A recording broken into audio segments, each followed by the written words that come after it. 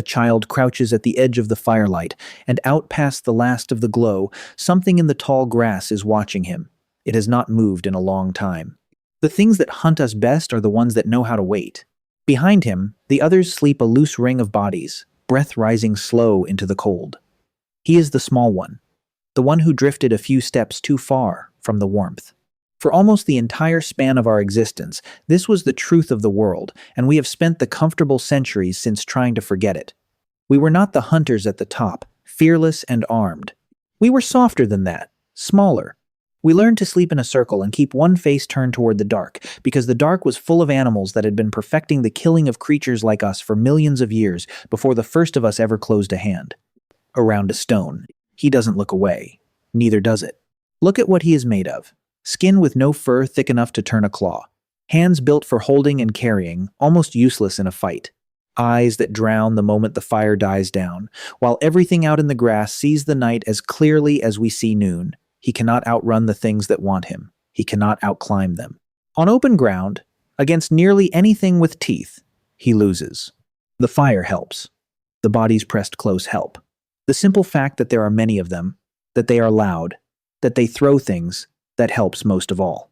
But fires burn down. The night is long, and nothing out past the grass is in any hurry, because waiting costs a predator nothing, and the prize is a body that can barely defend itself. This was not one unlucky night. Pull the thread back past the cooking fires, past the first shaped stones, all the way down to ancestors who weren't quite us yet, walking upright through African woodland on legs still half built for the trees. They were small. A grown adult might have stood no higher than a child stands today. And they shared that ground with cats the size of lions and with hunters that had been preying on creatures like them since long before anything you would call human existed. The deadliest of them never announced itself. A lion, you might hear. A pack you might spot in time to get something solid at your back. The leopard offered neither warning. It came low and silent through cover the exact color of its own coat, and the first sign was usually the last, a weight already on your shoulders, a grip already closing on your throat. Leopards own the dark. They see into it, move through it without a sound, and when the killing is done they do something that should unsettle anyone who has ever sheltered under a tree or at the mouth of a cave. They carry the body up. Into the branches. Into the high rocks. Somewhere quiet to feed, where nothing else can take it. For a small upright thing trying to last until morning, that was the whole grim sum of it. Stay tight to the others and pray the numbers held. Stray a few steps for water. To empty your bladder. Because a child wandered off after a moth, and you walk straight into the working hours of an animal shaped, from whisker to claw, for precisely that, and the leopard was only the one you could almost make sense of. There were worse waiting in that world. There were cats carrying teeth that have no living match anywhere on Earth today, and there was a death that didn't cross the ground at all, but fell, fast and silent, straight out of the open sky. How does a soft, slow, clawless thing last a single season in a place like that? It doesn't. Not alone. The answer to nearly everything our ancestors faced was each other. Numbers turned a meal into a risk. A leopard will take the child who has drifted. It thinks twice about a wall of bodies already turned to face it, shrieking, flinging stones and dirt and whatever a hand can close on. The mob doesn't have to win. It only has to make the cat decide the meal isn't worth the eye. It might lose getting at it. So they stayed close, and they chose their ground. They slept up in the branches when the cats hunted low, and pressed against high rock when the hunters could climb. When the sun went down, and that world handed itself over to other animals, the small, upright ones simply stopped competing for it. They gave the dark away and waited out the hours. And someone always watched, a head lifting at a sound the others slept through, eyes working the seam where grass met shadow, hunting for the one stalk that leaned against the wind. This is older than any word for it. Older by far than the fire that came so much later, this reflex, to keep one of us awake, and turned outward while the rest go under. We did not last because we were strong. We lasted because we never, all of us, at once, closed our eyes. Now, sit with the one who is awake. He is not brave. Bravery is a story told afterward, by people who slept through the night. What he is tired, the particular exhaustion of someone who hasn't given himself fully over to sleep in longer than he can remember. The child breathes against his chest, warm and heavy, an arm gone numb beneath its weight, and he would not shift it for anything. To move is to make a sound. To make a sound is to be found. He reads the night the way you read the voices in your own house, the settling of the others, the tick of a cooling stone. And under all of it, the silences that don't belong the moment the insects cut out, the held breath of a place where something large has begun to move.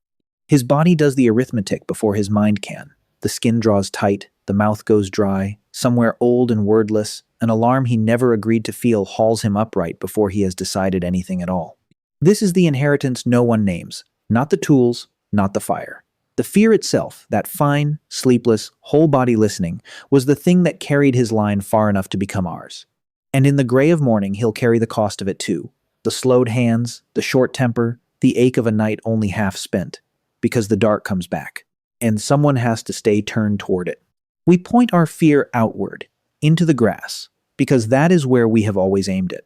But one of the oldest victims we have ever found wasn't taken on the ground at all. In a quarry at Taung, in South Africa, a small skull came out of the rock, a child of perhaps 3, who lived getting on for 3 million years ago.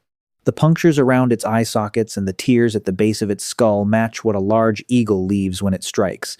The thing that killed this one came down out of the open air. Talons through the skull, into the eyes. It was likely over before the child understood it had begun. We learned to watch the grass. We forgot to watch the sky. The teeth, then. The ones with no match today. There were cats in that old African world built on a different blueprint from anything alive, now upper canines grown long and flat as blades, jaws that yawned impossibly wide to drive them home. Megantarion carried them. And there was another, a heavy, leopard-shaped killer the diggers named Dinophelis. Terrible cat. And when its bones kept surfacing in the same South African caves as the broken, gnawed bones of early hominins, a quiet and awful suspicion took shape that this one animal, more than any other, may have made its living off creatures like us. We can't prove it hunted us on purpose, but in a cave called Swartkrans, part of a hominin child's skull came out of the rock with 2 neat holes punched through the back of it, and when someone lifted the lower jaw of a leopard to those holes, the canines slid home like a key into a lock. The cat had carried the body up into the branches, the way leopards still do, and let the bones fall into the dark below. 100,000 mornings later, we read the receipt. And this was before the cold. When our kind finally pushed north, out of the warm world and into the long winter of the Ice Age, the list of things that could open us up only grew. Lions bigger than any lion now living. Hyenas that worked the dark in numbers, with jaws that split horsebone for the marrow. Bears that denned in the same caves we wanted, and would not share.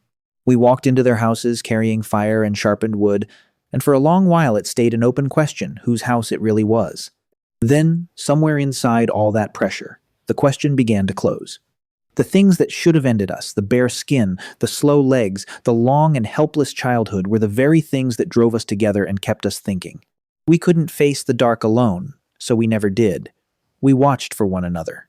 We passed the warning down, mouth to mouth, the old one to the small one, until reading the tree line became the deepest habit our kind owns. And across a stretch of time, the mind can't really hold. The animals that had hunted us learned something new about the small, upright shapes at the fire, that they came in numbers, that they remembered a face, a place, a grudge, that they could open you from a distance, through the empty air. One by one, the great hunters of that vanished world grew scarce and then were gone, and a fair share of them went out under our hand. The grass is quiet now. We sleep behind walls, doors shut, a light left burning against a dark that holds nothing that wants us anymore. But the child still surfaces at a sound in the night and goes stiff before he knows the reason. The body still runs cold at a shape that was never there. That fear was never the broken thing in us. It was what the leopards left behind. If something in you went still at the tree line just now, you already know why you're here. Stay close, we'll keep the fire going.